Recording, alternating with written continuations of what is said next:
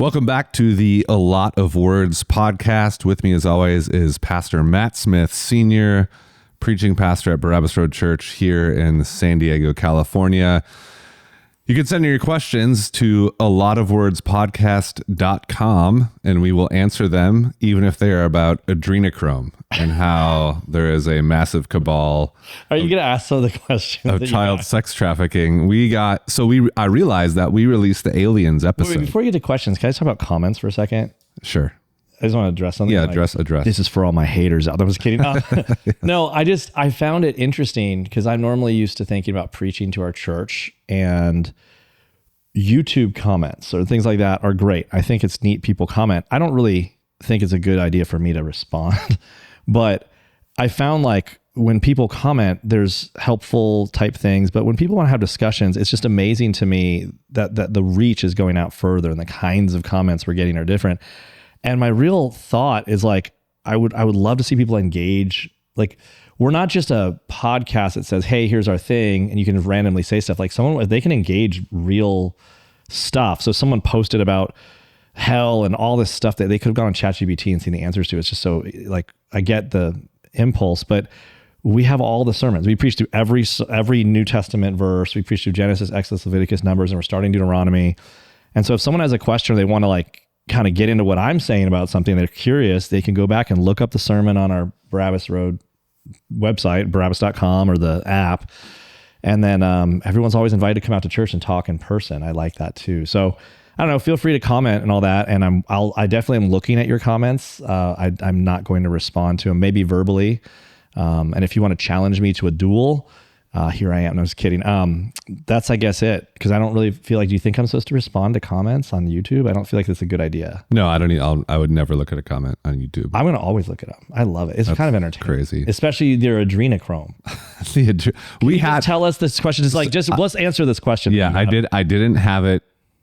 I didn't want to take time. I feel like people will start sending in just extremely bizarre questions if they know that they're going to get on air. I kind of like But that. The alien people, we did one episode on aliens, and now we have, I'm sure, a bunch of people who are alien people who are followers. And we love you. We do. I love it. But then you also get like the way out there alien crowd, which this gentleman was, and I was thankful he sent in his questions. I'm thankful for his questions, but I didn't even know where to start because they were about adrenochrome and the harvesting of adrenochrome from child sex trafficking rings. Well, here, and for a second. No, I got to continue. And then he goes through multi-dimensional light spheres. That he came through the firmament. Okay, listen. My favorite part of the question is that he asked it as if I have an answer for him. He's like, you seem like a guy that can tell me about the adrenochrome. Like, just this, if you think of the thought process here, you know. Yes. This is again, I get to go to the subjects live, and I thought about the benefit of that is that I kind of think out loud and meander my way through an answer. Yes. But there's benefit in that. But the idea that someone heard that conversation is like, this guy seems like an expert on this. Right. I wonder what he thinks about me coming through the firmament and adrenochromes. Yeah. Yeah. I'm frankly, what's the word? I'm flattered that you think I know the answer to that question for you. So come to church. That's what we need to do. That's the best response. The local church. Yep. Yeah. Great response. Yep. Come to church. We have no idea how to answer that question. We did get some good questions, and I'll get to them. But my first question is a popcorn question for you. The people want to know, Matt. They're curious. Curious as kittens, which brings me to the question. Are you a cat person or a dog person? 100% a dog person. I think, but if you were to ask dogs and cats, if they like me more, I think cats like me more. Is that a weird way to say it? So I'm allergic to cats. When I was growing up, every time I go to a friend's house that had a cat, I'd be like, oh, that's nice, whatever. Cats aren't like friendly creatures. And they would always come, and like the way I found out I was allergic is this didn't happen once. It didn't happen twice. It happened 3 times with 3 separate cats on 3 separate occasions where I woke up and couldn't open my eyes because a cat slept on my face. Is that something cats do? Yeah. They decide, I'm going to nestle on your face. Yeah, they like the warm breath of you, like breathing in and out. So cats like me. I'll tell you another story really quick. Because you have a face and you breathe. I have a cat loving face. Dogs, I like dogs. I'm a dog guy. It's sad because I've had to put down dogs and stuff when they get old, and that's always sad. Yeah.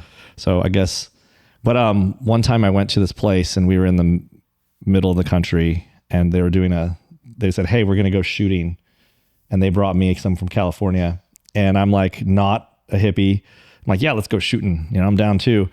And it was below zero. It was like literally 10, 15, 20 below zero, no exaggeration. And we go out to this place and like, well, there's a bunch of stray cats that we have to shoot because there's stray cats on the land is bad. And I'm like, just in my mind, I'm like, I'm not going to say anything. Whatever. I'm going to point and shoot. I'm like a guy. We get out of the truck and a kitten comes running out and just starts purring, going around my leg.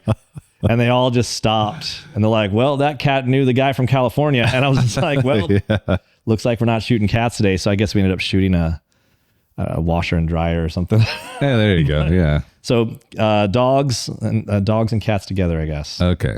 So you like dogs, but cats like you. Easter was a great dog. I miss her. She was the best. And I won't get into why it's necessary for farm cats to be put down. But no, I get it. The first time I ever got to shoot anything, I was with somebody that said they had a bunch of snapping turtles in a pond that were like bad. That's true. And I had a shotgun, and I don't really shoot guns a lot. And I was thinking to myself, I don't know if I have it in me or not. I've never tried to shoot anything.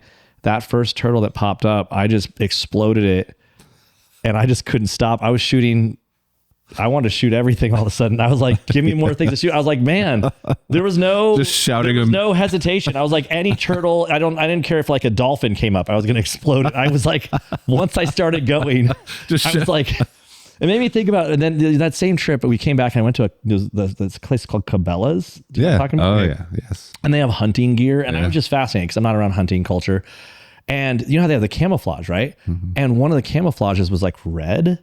Like it's all red, and I just thought, is this like for like the massacre guy that's just exploding all the animals, and it's all the gore, and there's like you can't even see me. It's like the Predator. Like I just couldn't. I don't know how I get down that road. I apologize. I know this is inside my mind. You just brought it out of me. Well, that's good. Cats and dogs. I would never ask you if cats or dogs go to heaven, but Jonathan will. Who I would never do that, Matt. But Jonathan wrote in a great question. It's actually interesting nuance. So I'm going to read the whole thing, but it deals with animals in theodicy and the idea of animal suffering. Okay. And so I didn't even know this was the realm a question could be in, but let me read it for you.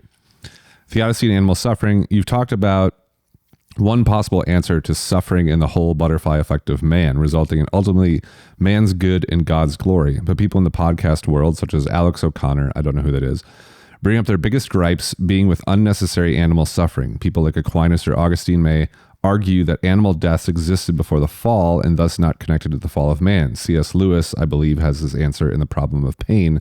But what is your take on animal suffering in respect to theodicy? All right, well, let's define some terms here. So theodicy being the problem of evil, and that's an intelligent question. I think, first of all, I don't think animals died before the fall. I don't think anything died before the fall. I think that's the whole point. Death entered the equation. Now, it's possible they did. It's just, you just don't get that impression from Genesis, and someone could extrapolate it. That's fine. The idea that after the flood, in other words, before the flood, man wasn't allowed to eat animals. Okay, so there's a sense in which animals had a sort of more of a symbiotic relationship with humans and possibly each other. I think the predator-prey kind of scenario seems to be something explicit with man and animals after the flood. And so you think about killing an animal to eat, there's in that the idea that there's ways to do it. As you get into like the Jewish law, there's ways to kill an animal, and you shouldn't, what's it called? Boil a goat in its mother's milk kind of thing. So there's like humane ways to kill an animal. Animals that murder, you're supposed to put to death. So there's a sense in which even with animals, there's like a sense that you're supposed to take care of them and stuff. That's a kind of a general sense. So I guess that all points to the fact that there's a regulative place of how animal behavior ought to be, right? Like at least with farm animals, agricultural animals and stuff. But in general with the fall, I think the problem with the question about animal suffering is it puts it in a unique category, and it's not one. I don't understand how animal suffering is any worse than human suffering. I don't know how animal suffering is any different than, all sorts of problems with the fall. There's major problems all the way through. The creation groans, we're told. I think the challenge is that the fact that God didn't destroy the world immediately after the fall is part of his patience and mercy. But it does lead to the question, right? That the world isn't just a utilitarian place. There's a telos and a purpose. And so even after the fall, I guess there's a couple points I want to make. Even after the fall, Psalm 19, the heavens still declare the glory of God. So even though we're in a fallen world, the glory of God is still seen. Animals are still beautiful. They still have these things. And human suffering, animal suffering are not how it's supposed to be. I think it's Isaiah where he talks about in the millennial kingdom, you'll have the lion laying down with the lamb, which sort of is a euphemistic way of saying there won't be animal suffering, essentially, right? The baby can play by the adder's den and it won't bite him or something. So this would be a temporary the thing that we'd have, animal suffering. It'd be the same category as all aspects of the fall. I just don't understand why this would be unique to theodicy. I'm just not sure in the question what makes it unique. Maybe I'm misunderstanding it, like I'm hearing it the first time, but that's my whole point. So I think the fall truly, there's consequences in it. We're in a fallen world. It's not how it's supposed to be, and it will be made better. But let's talk about animals going to heaven for a second. Heaven uniquely is a term that describes us being with God. And it's the argument against animals going to heaven is they don't have souls. So only people with souls go to heaven. And again, it misses the point. I don't think animals go to heaven. The question is, is there sort of a resurrection body for the new heavens and new earth? And First Corinthians 15 seems to indicate there is. He says there's, one resurrection body of the sun and the moon. Like it talks about the seed becoming the tree kind of analogy. And so the idea is that there will likely be animals, there will likely be things. I don't think God's just making them up brand new. There's a sort of a reconstituting being pictured here. But that's not heaven. And I don't know where they would be in between or what that would look like. If they are soulless, then it would just be a material point. But will there be animals? Will they be redeemed from what we see today in the millennial kingdom? Yeah, absolutely. Does that mean that, your dog Chico is going to be with you?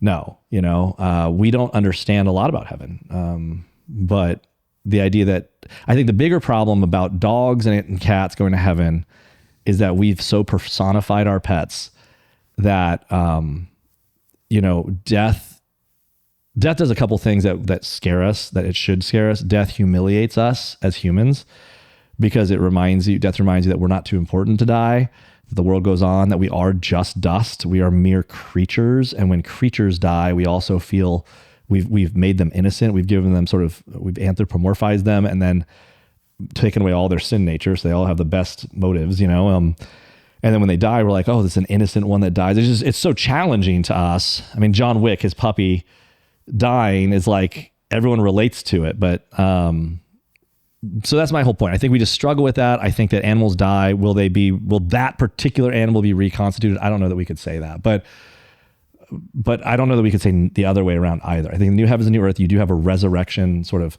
a reconstituting, a recreation, and the word you could put a lot of weight into that if you wanted. So that's fair. That's the most nuanced way I could say it, Yeah, this is a little more harsh of an answer, but do you think it's appropriate? I sometimes fall back to this, kind of what you said. I'm like, I don't know one way or the other. I do know that you won't care when you're there. I don't know. I mean, like are you gonna be like, there's God, but look at Fido? Well, I know, but here, I think there's something that, I think sometimes when we realize that the Christian has a preview of heaven in the sense that we can do everything for the glory of God, we worship God right now with our bodies, Romans 12. What we do with our bodies right now is our spiritual worship. That's what it is now. And that's an important thing to remember, because what we will do to worship God in heaven is something we will do with our bodies as well. That's the whole point of a glorified body. And so I think that if we could do all things for the glory of God now, but very imperfectly, the goal of a glorified body is to be able to do all sorts of things. So maybe it is riding horses and, archery and stuff. I mean, can you imagine what it would be like to say, hey, I think I'm going to go take 10,000 years to work on archery and still have an infinity more? I mean, and then you think about how our brains have to be smart enough to not forget everything. Like I can't even remember stuff from a couple of years ago. And so I don't know. I mean, I think we'll care about a lot more than we really, I think it's actually more real, more expansive, more like what the ideal would be. Like whenever you mourn the fact that you have to, I have a very addictive personality. So I just got into golf and I would love to just say, I'm going to go take 1,000 years and focus on this. That'd be rad, right? But we always have to go and balance it, and time is so limited and short. And so death sort of steals the joy of everything in one sense, because everything's FOMO. By saying yes to one thing, you're saying no to something else. So I don't know. You got me talking in big circles here. I apologize, but no, that's good. I want to go down a massive rabbit trail, but I can't because I want to get to today's topic. Yeah, what is today's topic? I have one more question. Oh dear. Okay. Because it kind of relates. There's a few sent in. I'm trying to pick topical. We had a lot about Catholicism, and we're getting a lot of questions. That's exciting. We're getting a lot of questions. I love this. I'm trying to group them, knowing that each question we're spending like 10 minutes on. Oh dear. As quickly as possible. Brittany wrote in, and this is from our conversation on hell. Just in a minute-long answer. I think you can do that with this one. Okay. She just says, hoping you can explain what happens when you die. By that she means the Bible mentions sleeping souls in Revelation, not being woken. Like right now, if we were to die, what would we get our glorified body right away? Would be in a soul sleep? That's what she's trying to 1 minute answer. When Jesus talked to the thief on the cross, today you'll be with me in paradise. Not later, but today. In Revelation 6, I believe the souls under the throne that have been martyred are totally aware, totally cognizant of one another and God, and communicating how long until you vindicate us type thing. So there's no soul sleep described in the Bible. There's no soul sleep seen in the Bible. However, there is an intermediate sense. Again, I want to really distinguish this is not purgatory. There's nothing like that. We have, in some sense, if you die right now and you're a Christian, you will go immediately into the presence of the Lord, into paradise, or Abraham's bosom, as they said in the Old Testament. You'll be in paradise immediately with the Lord, but you still await the day of resurrection. 1 Thessalonians 4, when we will then be changed and we await having a glorified body. So the best way I can describe it is if you buy a new car and you go to the place and their car isn't there yet, so they give you a loaner till the car comes, and the loaner's like a piece of crap, but you're stoked because your new car is coming. So I think in heaven we have some kind of glorified, some sort of temporal body. We're not just wispy spirits, and we await our special glorified body. But that awaiting is done in the presence of the Lord or in a place of torment where there's a resurrection. So someone said on the comments, like, what do you mean people live forever? There's a resurrection unto judgment and a resurrection unto being with the Lord forever. And that parallel is seen very plainly in Scripture. I don't know why people have a hard time with that part. So then those people that are in torment right now will want to be raised to a new body that's going to be their special body. They live in torment. And so, but all people will die and immediately be either in paradise or in torment, and all people await a resurrection body for either place. That's great. Yeah. Very helpful. Well, let's get on the topic for this week. Thank you, Brittany. Thank you, Jonathan, for writing in your questions. Please continue to do that. We and will the Chroma guy. Them. And the adrenochrome guy. Adrenochrome guy. We thank you. I just loved that question. I appreciate that. It really tickled Matt. It tickled us. We read it during our elder meeting and realized we have no idea how to answer this. So again, come to church. Yes. This week's topic is also aliens. Ooh. Illegal aliens. Okay. Illegal aliens, border policy, and the Bible. Ooh, okay. Is what I'm naming it. Chauncey will probably make it something way cooler, but illegal aliens, border policy, and the Bible. What I've been doing, I think it's really helpful. I have a list of questions when I think of a topic that I've gotten over, 20 years of ministry, that you've gotten over your time in ministry. But then I've been going to ChatGPT and asking, give me the top 20 questions you get asked by people who identify as Christians on this topic. And I think it's helpful because it gives me access to anyone who's a professing believer in the world and what they're asking behind closed doors. Okay. So we're like, this podcast in some sense is taking private questions public. Great. And that'd be a great tagline. You know what's great about that too is just as an aside, I know it's not what you just did, but it's similar. If you have a theory or a thought, and before you engage me or someone else on that thought, or if I say something you don't like, it's kind of helpful to go into ChatGPT and to see what the opposite answer is. That's the benefit. The best part of that tool, as we said before, with AI, is its ability to be an editor, a pressure tester. And so if you think your idea is great, you should pressure test it from the other view that's not a straw man. Like, ask it to give you the strongest view against your position, and it'll help you either get better in your position or not. You can still be careful with it, but same idea. You're using the positive sense, but okay. So we're talking That's about one way to do borders it, and or border you could just make aliens, ICE. you could just make fun of your ears in the comment section too. That's way better than I whatever do you feel just said. freer without the headphones, though. I'm sorry, Chauncey. First again, I realize when I ask these questions, it's packed. I'm on the spot. You're gonna unpack. You're gonna unpack it a lot, and you're gonna answer 15 in the first one. I'll but try not to. You can. The first one is: are national borders biblical? Are they just man-made constructs? Yeah. Not only are they biblical, they're a big deal. All right. So let's start talking about this. First of all, can I just the thing that irritates me, not from people, but from people. Is that this is a subject people are talking about. Again, it's like sort of the propagandizement. No one thinks borders are bad. They've never thought they're bad. It's this new sort of hyper liberal Marxist sort of no borders thing. It irritates me so much because it's just a stupid argument. Like the premise of borders in the first place. I remember people saying the borders aren't biblical. They would say this, and then they what was the story? Billie Eilish said recently, I think it was at the Grammys or one of those places, and she's like, no one's illegal on stolen land. And then like the something tribe calls them up like, well, you actually live on stolen land. We await your thing. And she went behind her gates, and I'm like, oh, so anyways, but biblically, the first thing we see, I'll just make it this way. The Tower of Babel was a story of the beginning of borders being like nationalities and borders, if you want to think of it that way. Mankind was meant to spread across the earth, but instead mankind gathers together in one place for the glory of man, and they build a tower up. And so God says, let us go down there and confuse their language, because otherwise there's nothing they won't be able to do. And you're like, what is it? So what the premise here is that the same rebellion you saw in the fall in Genesis 1 was seen in the Tower of Babel, Genesis 11, right? When all mankind came together and united, but that unity was, so when man unifies outside of Christ, it's always a unity in rebellion to God. And so this was a unity to the greatness of mankind, which was essentially the fall, that you could be like God without God. Well, let's build a tower to our name. So by the way, Babylon is also, Babel is carried all the way through from the Tower of Babel into Babylon.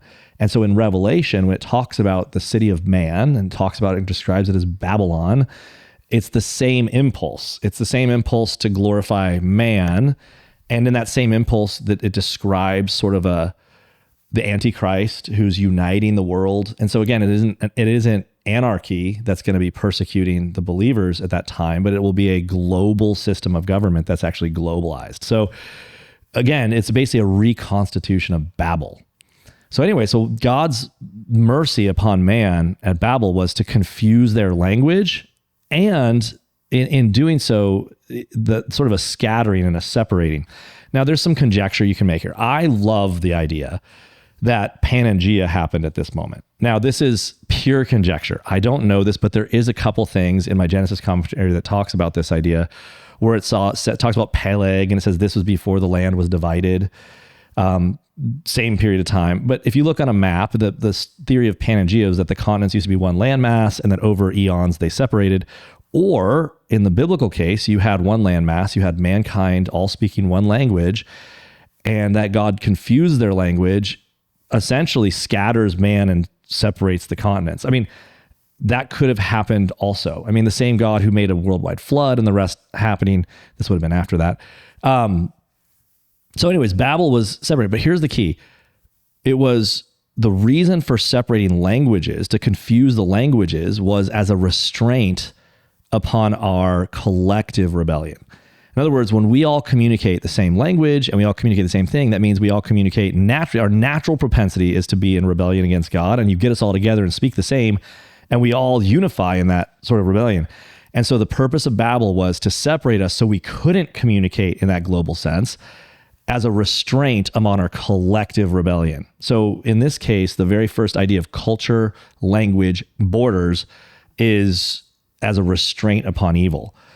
But then more broadly, I mean, you see questions about borders in the whole story of Israel going into the promised land, and the laying out of the land. Like, you get this land from this river to this place. And it's very particular about borders. God is prescribing very real borders. The story of Israel coming back in the land after captivity was the story of them. Remember, Nehemiah wasn't just building, if you just stopped at Ezra, which was the rebuilding of the temple, that'd be one thing, but it's the rebuilding of the walls around Jerusalem that was an important that's the last chronological book in the Old Testament, which was basically after that, you have silence until Christ.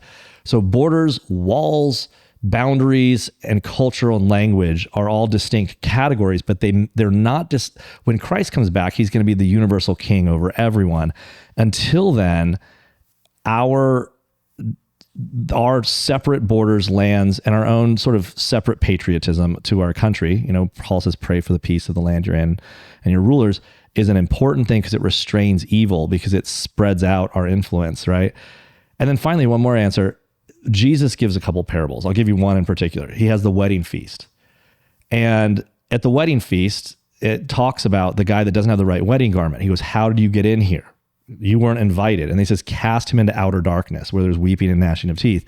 So here's Jesus enforcing the borders of his own wedding invitation. It wasn't just, and he was cast out. There's an outside to be cast into. Heaven has very, very strict borders, and there's only one way in, and it's Jesus Christ. And so this notion that somehow there's the argument needs to be made, in other words, that no borders would be built. I just don't know where that would ever come from. It's an assumed thing. It's explicit and implicit in the Bible that borders are not only good, they're prescribed as a restraint upon evil. Separate governments are prescribed as a restraint upon evil. God uses governments and moves things around. He's never, ever, ever called for a dissolution of borders. The only thing that you could say is when the Bible says, be good to strangers that are among you, and that has nothing to do with borders. It doesn't mean, even in those things, they're given different rights at those times. So the argument, my big thing is and this is a really important point, if someone's using the Bible, and I'm not saying the person these questions would be, but let's say politicians do this all the time. They'll say the Bible says that we're supposed to love our neighbor and have our borders. And my comment isn't, my comment is always, and this is a helpful one. So if you say you like the Bible, and I think that's neat, if you found out that the Bible said that there should be borders and that you're wrong, would you change your position?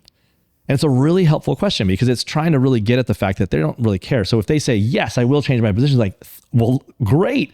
Now let's go and I'm going to show you that shows you that. If they say, no, I won't change my position, I'm like, then stop saying that you care about what the Bible says. It doesn't say that. That's not your honest opinion. And that's what's happening in politics right now. People are waging their political warfare, waving the Bible around, and it's blasphemous. It's ignorant and blasphemous. It just doesn't say those things. And borders are not bad. And enforcing borders are not bad. And it's separate cultures. I mean, even a country being focused on its own, on itself first is a very biblical, again, the idea isn't that we have a global community. It's just not biblical. And so, but it is very satanic. That is the satanic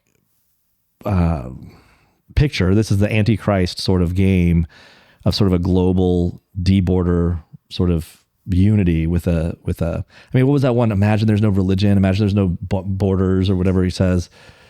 Imagine they had the Stars singing it during COVID. I'm like, oh gosh, that was vomit worthy. But there's my answer. I don't know if I think I answered it, right? You did, yeah. You mentioned, not a question that I have, but that it's biblical for a nation to care for itself first, to prioritize itself first. Yeah. Where specifically biblically is that, where people can find that? Well, no, it's not. No, I don't. It's not like Israel's supposed to. So there's a difference between being an immoral nation in one sense, but I think that sometimes we get the impression like we right now are in a culture where you have American exceptionalism, capitalism. So the West was built on Christian presuppositions, right?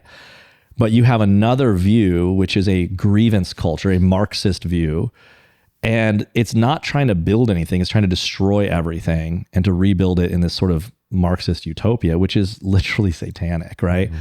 And so these two views, one is historical, like all the American exceptionalism has brought, I talked about it Sunday if you're curious, but the thing that's alleviated the most poverty globally has been capitalism. It's not been, that's brought the most it's not economics is not a zero sum game. Like when the water rises, all the boats rise with it, that kind of thing. Even a consumer economy, this is very different than we saw in the Bible. But if I buy a television, yeah, okay, I might be a materialist, but the person that sold the television is employing people that make the parts, which is also employing the restaurants that they eat at, and also the whole town.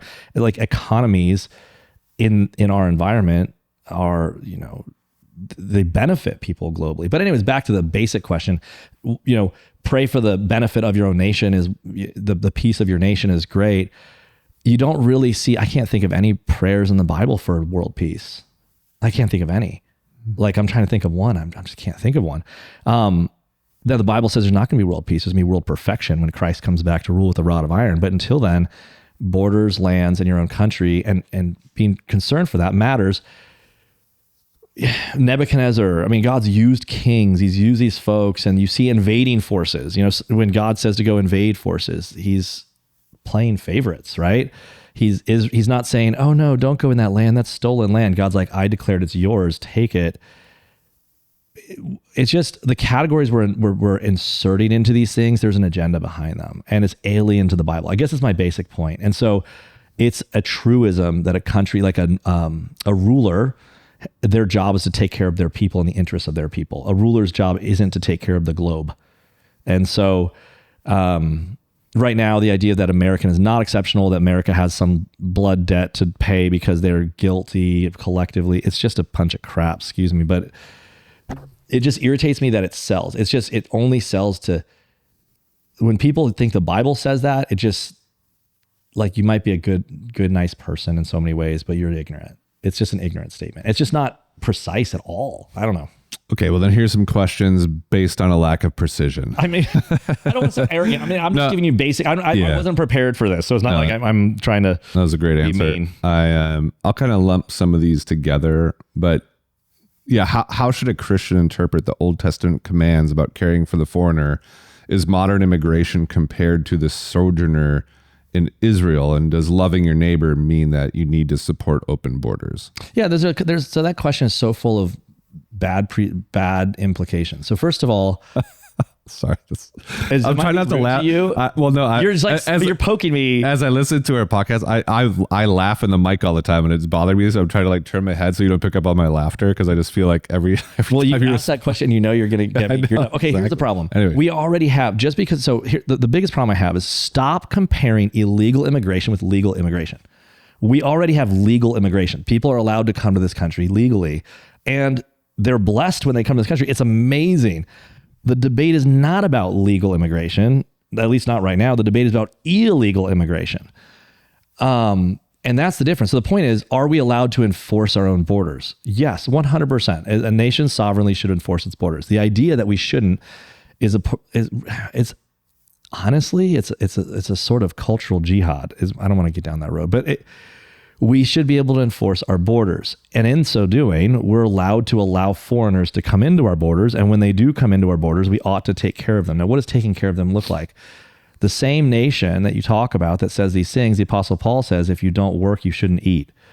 There's nothing about entitlement anywhere in the way we take care of the poor. The idea of not cultivating your field to the very edges so there's left for the people that are poor doesn't say, well, if that poor person's just poor all the time, coming all the time. There's a big difference between someone that falls on hard times and somebody that is basically a professional victim in a grievance culture.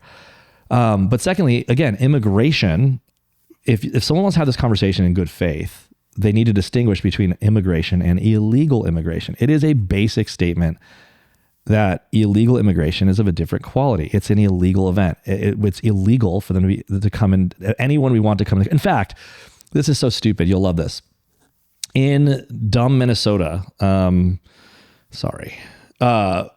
the whole issue with ICE was all about, the reason ICE was visible is that they wouldn't allow ICE to take people that were detained who were already illegal. And they could just normally, in normal states, when someone is detained for a crime, they've already committed a second crime, not on top of being illegally here. And that second crime, they notice their immigration status. Well, if they report that to ICE, ICE just picks them up from the jail and life is easy. Well, in Minnesota, like, we're not going to cooperate. And so that means they had to bring more people in to catch people that they were being released on the streets all the time. People got so upset about this because the left saw this as a winning issue culturally or politically, but they ended up creating these checkpoints because they wanted to see who the ICE agents were coming in. So they were like, we can't just have anyone coming in here. We don't know who they are, these ICE agents. And I just found it so ironic. They just reinvented borders all of a sudden and checkpoints. I thought, you just made a great point. It seems like you just invented borders and checkpoints and things. I'm like, are we living in this? Is this a real life right now? I checked. It wasn't satire. So yeah, legal immigration. Yes, we should treat all of us that have come here through immigration of some sort. Typically, we should be good to foreigners. What does that mean? It means be kind to people that are different than you. And that's a great policy. The other thing is Israel was a geopolitical nation. America is a secular nation. So Christians should be good to people in general. America is good to people from all cultures. That's why everyone wants to come here. The reason people are trying to come here illegally is because we're the greatest nation on God's green earth without question. And they come here because they know it's a good place that has, at least for now, equality of opportunity, which is very different than equality of outcome. There's an opportunity for anybody to work and to make something of themselves in this country that isn't true in other countries. That makes America wonderful. And anyways, that's my answer. I don't know if that answers it. It does, yeah. It is, okay, I'll give it for instance. One, I know what you're going to say to this. Is it sinful to enter a country illegally? Secondly, if an illegal immigrant came to our church, would you counsel them to return to their country because they are, if it is sinful, they are currently in sin and therefore need to go back?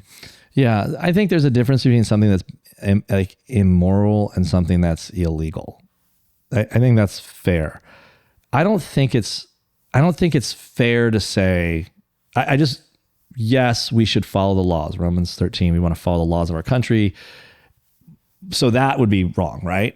But I think we go a little bit farther to say that not following laws are a sin because some laws might not be just. And there is something to be said about asylum. I feel like if we're too harsh on this and we're not nuanced enough, we're kind of missing the point. I don't think it's fair to say it's a sin to come illegally into someplace. If I was running from a terrorist group, I'm going to take my family and I'm going to get them there no matter what. Now, it's similar to speeding in a car. If there's a fine. So the point is, if it's illegal to enter and you enter for safety reasons, and then they say it's illegal, you say, I understand, and you face the consequences of that. That I think that's more the answer than it's a binary, this is sin and you're going to hell kind of thing. It's not really that category for me. And so like if someone is an illegal alien at our church and they felt convicted and they said something about it, I would say, and we've actually had this happen, I'd say, well, do you have an asylum claim? How's that going? And you just kind of talk about, if they don't, then they ought to go back. And you say to yourself, well, where is that in the Bible? I'm like, well, you had Paul send Onesimus back to Philemon and he was a runaway slave. And that seems a lot harder than just saying, go back to your country. And then one more thing, and I hate the rhetoric. The rhetoric right now is things like, people are being tortured and killed. I'm like, sending someone back to their country is not murdering them. Saying to someone, we're going to give you a flight back to your country is not something that is not like Nazis. Like there's a difference between sending someone back to their country and putting them in an oven. And if the fact that you're conflating those two things, you're either wicked or stupid. And in both cases, you should be quiet. It's just not a good statement. It's not good rhetoric. Like it kills you. It's the same thing we dealt with climate change earlier. It's such a hysteria. It's overwhelming. I remember when people were yelling at people as being the worst ever, killing the planet for driving SUVs. And many of those people right now are driving SUVs. I mean, like it's the du jour issue for everyone to get all upset about. And the fact that people don't see, like, if you're arguing constantly whatever's popular with the most vehemence, as it's said, you're not edgy, you're a propagandist. That's basically it. And so right now, immigration we've had a mass migration because Biden really opened up the borders. Even Hillary Clinton, of all people, at Munich just admitted, yeah, it went too far. I mean, so it shouldn't be controversial, but it was at the time. And now it's like, yeah, it went too far. So now it's like, we got to watch out, not torture people. Like, okay, illegal immigration is an issue because it's happened. The question of how to deal with it, is a separate question, but like we should know who's in the country. We should invite in people in this country, entice people to come to this country that offer things to benefit this country. So we want to bring people that, do that. So those are normal things. And we should be good to people. And I don't know if I forgot the rest of the answers, but I think that's everything we said. Kind of on that point, something that I have heard many times is that you mentioned we don't have we don't have a king. We're not dealing with geopolitics like Israel was. And because we're, in the New Testament, the Great Commission, it would benefit us to have open borders because then more people could come in and we could share the gospel with them. What would you say to someone who holds that position? Well, I just think it's incidental. I mean, we're supposed to spread the gospel being persecuted and hiding underground. We're supposed to spread the gospel with people coming. I think it's kind of incidental whether, he doesn't say stay and make it so inviting so the world comes. He says go into all the world and share the gospel. So I think there's a sense in which in the Great Commission, there's a sense of going, being important, not bringing. He doesn't say bring the world to you. So I don't know. It's kind of incidental. It's like neither. I honestly don't think, because remember the first century was the biggest sort of gospel spread that we saw ever at first. And this was like mobs and ridiculousness and, there was no internet and word of mouth and the Bible spread just fine. So the gospel is the power of God for salvation and it spreads where God's people go forth. So yeah, I just think that's an incidental point. I'm not sure what I'm uninterested in that one. I don't know. Yeah, cool, whatever. But we need borders. So like, you don't want one world government, but during the story of Revelation, when you do have a one world government and everyone's being the most persecuted, if you take that view, I think Revelation 7, 8, 9 is the biggest sort of harvest you see ever. But I don't know if it's because it's one government. I guess that's my point. Yeah. So last question I have on this, and it comes from Big Brad. He's the biggest Brad I know. And if I ever meet another Brad, he's going to be smaller than that Brad. I'm pretty sure Brad bench presses Volkswagens in his spare time. But he is my main social media researcher. Okay. For all these questions. And one of the hot ones right now, here's a hot take. Jesus was a Palestinian immigrant refugee. So as Christians, we have to accept all immigrants. What would you respond to someone who says that? This is going around the Twitter sphere currently. It's so stupid. What? We're supposed to accept Palestinian immigrants because Jesus was a Palestinian immigrant. Well, we should also wear togas because Paul wore togas. I mean, like, what a stupid argument. Not Brad didn't make that argument. He's hearing that argument. Yeah, he didn't make that argument. Thanks, Brad. I'm glad you didn't make that argument. No, it's a dumb argument. It's a representation argument. When they say we should accept Palestinian immigrants because Jesus was a Palestinian immigrant, there's one way, truth, in life. There's one border, there's one doorway into heaven. It's through Jesus Christ. It doesn't matter if you're Palestinian, American, Greek, in Christ, your nationality is, you transcend nationality in Christ. You have an identity that transcends that, but we don't lose our nationality here. We're citizens of the place we're in. The idea that our country should be accepting people because Jesus was a Palestinian is such a wacky argument. If anyone takes that seriously, get to church, start reading your Bible. This is your red alert. You are in danger of your soul that you don't know the Bible. Like, there's just no way. Am I overreacting? Christians can't hear this argument. It's a crazy the statement. only person liking that argument is ignorant. It's just what it is. Yeah. You just don't know your Bible. That's it. Yeah. Or they're kind of what you said earlier. They're pushing an agenda. They're saying something from the Bible they know nothing about. But they also don't know it. There's no way they know the Bible. I mean, the Bible's understandable. And it's like, there's some things hard to understand, but it's the basic things that are not. And the idea that you would get from the Bible that you're supposed to import Palestinian immigrants, I'd say, so when you hear something from the Bible, here's a great answer. Someone says an argument like that. Here's what I'd say. Whoa, you are so biblical, man. You love that Bible, huh? And like, I'm like, so when Jesus says that you go to hell if you don't believe in him, you believe that too? You're like, do you tell people about that? Like if they're going to use the Bible, let's make them commit to it. So that's my answer. Well, thanks, Matt. Thanks for talking about aliens, border policy, and the Bible. Yeah, we'll see how that goes. Yeah, as always, thanks for joining us at A Lot of Words Podcast. Go to alotofwordspodcast.com if you want to kill Matt for anything he just said. Smash that subscribe button first. Smash that subscribe button, then commit murder. Chauncey, thanks as always. Anything to add? I think we're good. Awesome. We'll see you all next week. We'll be talking about the charismatic movement. Oh, dear. We'll see you then.